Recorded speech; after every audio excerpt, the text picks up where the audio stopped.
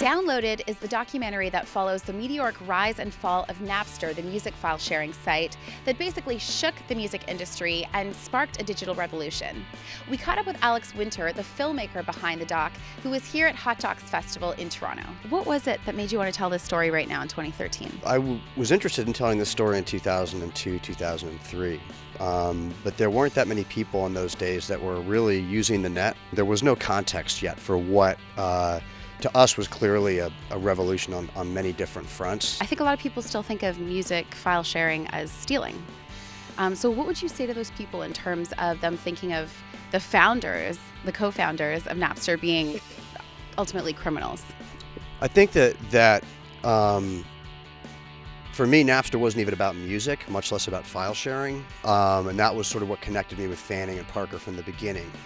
As Fanning says in the movie, music was really a secondary thought for him in terms of the vision that he had.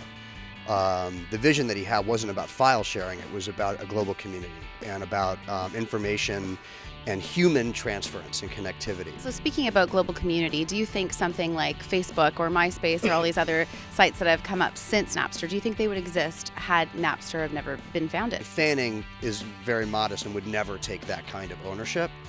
From my perspective, he had the vision and the ability to code it and make it work, where a lot of people kept saying they wanted to do it, but they couldn't get it to work. That's what's so fascinating about the documentary is the fact that it is these 19-year-old kids that have basically founded something that will absolutely forever change the landscape of how we access our music and how we associate with each other online.